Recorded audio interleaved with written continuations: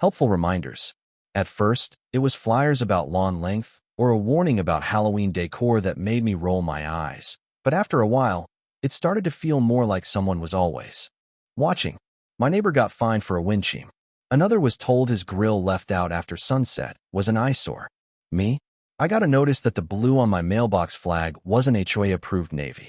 That was the day I started keeping a folder of every warning, every fine. Call it an old soldier's instinct. Documentation wins more wars than bullets, trust me. But mostly I try to keep the peace. Waved to the neighbors, nodded to Karen Whitmore, our HOA president, queen of the cul-de-sac, always passing in her white SUV and those sunglasses that looked more like armor than style. 6 years. Nobody ran against her. Too much trouble, or maybe just too tired. Anyway, that morning started out normal enough. Jerome, our sanitation guy, had been picking up trash on this block for 3 years. Always humming some quiet tune, always careful, always moving my bin closer to my garage when he saw me limping last winter. Good guy. The kind of worker you want in your neighborhood. I watched from my porch as Karen's SUV crept up behind Jerome's truck. Nothing new. Traffic waits for trash pickup all the time, right? Except this time, she lays on her horn, long and angry. Not the polite kind, the "I'm more important than you" kind. Jerome flinched and turned, and I could see Karen waving her arms and yelling through the window. Then she got out, marched over, and started berating him, finger out, voice sharp. "You people always block the street. You're late. The HOA's gonna report you." All that. Let me back up a sec. I've seen power abused before, in ways big and small. Watching someone talk down to a working man just doing his job, something about it hit me right in the gut. I stepped down from my porch, just slow and steady, and realized I wasn't the only one watching. The Mendoz's curtains were twitching. Mr. Franklin stood frozen with his cane. Even the Thompson kid was filming on his phone. But Karen, she didn't care who saw.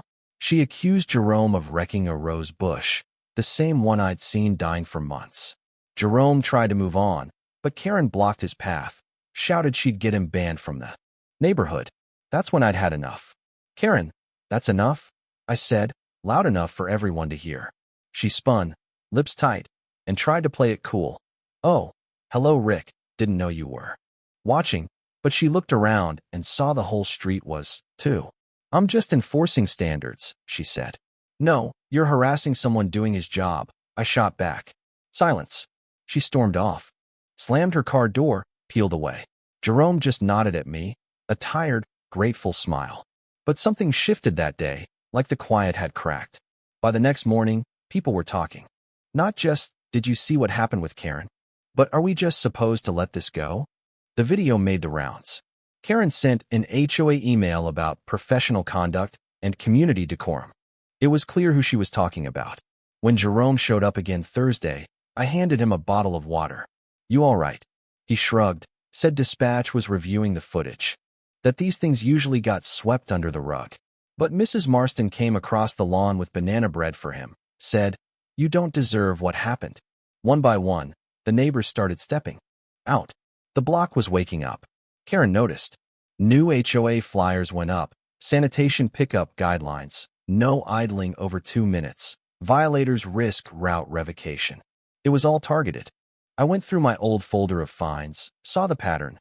Karen always went after the people who didn't fit her mold. Contractors, renters, single moms, veterans with wrong flags.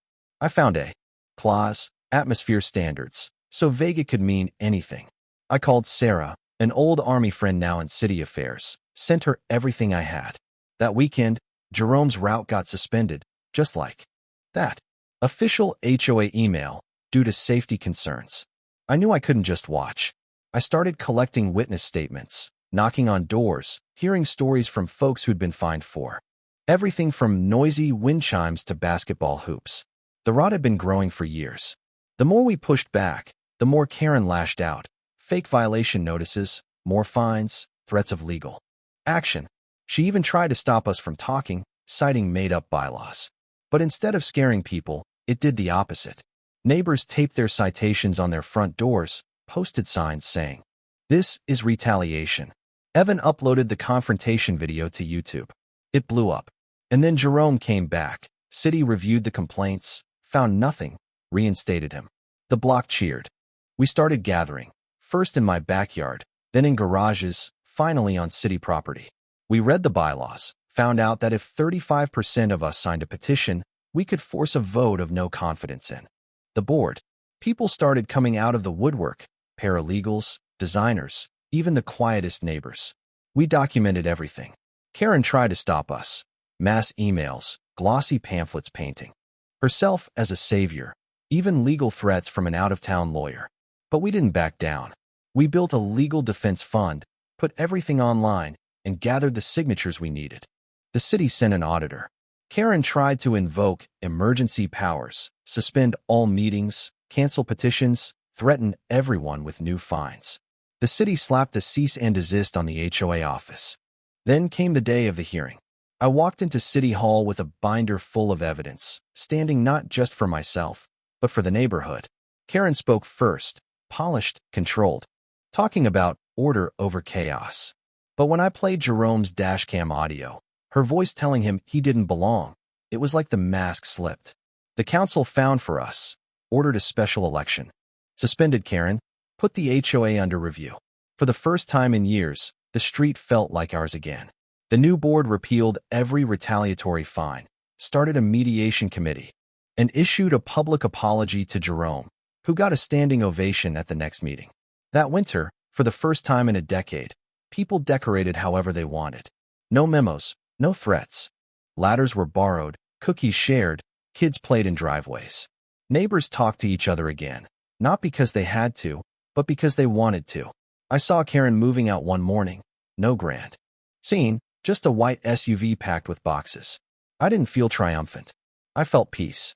Because this story was never really about her. It was about what we all took back when we finally stood together. Now, every morning, I sip my coffee and watch Jerome roll down the street.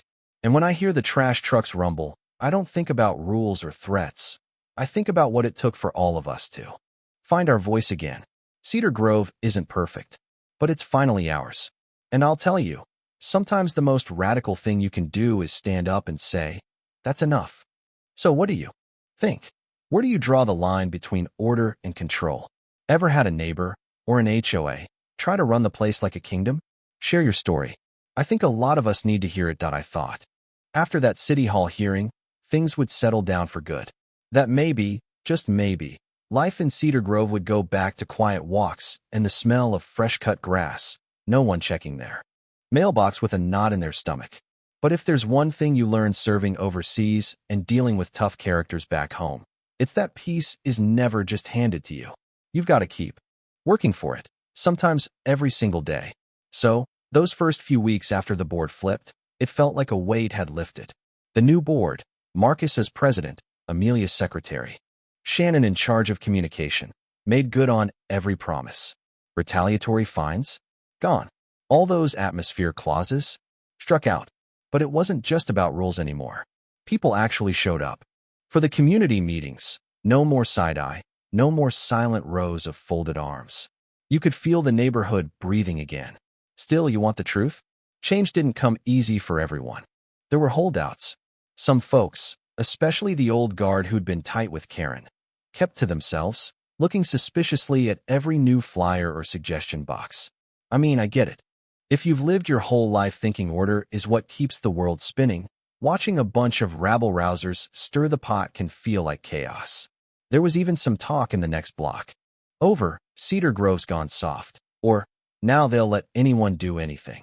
And yeah, there were growing pains. The new mediation committee? First meeting, tempers ran high. Folks arguing about property. Lines, barking dogs. Even the color of a new fence someone put up. But you know what was different? Nobody walked out. Nobody left in tears. They sat. They argued. They found some middle ground. Even if it meant agreeing to disagree. I caught myself smiling more than once, thinking, this is what it's supposed to look like. But Karen, even gone, left her fingerprints everywhere. The records she doctored, the old bylaws with loopholes big enough to drive a truck through. Those took months to unwind. Marcus and Amelia spent late nights at my kitchen table, flipping through files, highlighting dates that didn't line up, tracking down votes that had never happened. It was almost like she'd expected someone to come looking, left little traps and misdirections all through. The paperwork. You know what was wild? The more we dug, the more stories came out. A family who'd been fined 3 times in 1 month for unapproved gardening stones turned out to have reported Karen to the city 2 years before. Complaint ignored. Then Gwen kid's basketball hoop? Turns out Karen's nephew had his own, but she never cited him. That's the thing about power. Once people see it abused, they start remembering every time it happened to them. Every snide comment, every silent threat, every neighbor who moved out after one too many warning letters. But with every ugly story, something good happened too. Folks started looking out for each other. Instead of whispering about who got a violation, neighbors started comparing notes, even sharing templates for polite, non-combative responses. Mrs. Marston started a porch coffee on Saturdays. Jerome, our trash man, hero status in the neighborhood now, was invited to every block party. The kids made a banner that read, "Thank you, Jerome," and strung it across Maple Lane. You should have seen his face. Did we get it all right? Hell no. Some meetings went long. Some votes went sideways, and a few folks still grumbled about how it used to be. But little by little, Cedar Grove felt more real. Not perfect. Real. More handshakes, more smiles, less fear. The weird thing is, sometimes I caught myself missing the old quiet, the easy predictability, the lack of conflict. But then I'd see a couple neighbors arguing in the open, not hiding it, hashing it out like adults, and realize that's a neighborhood worth fighting for. And then, one afternoon, a letter arrived. Not from the HOA. From Karen.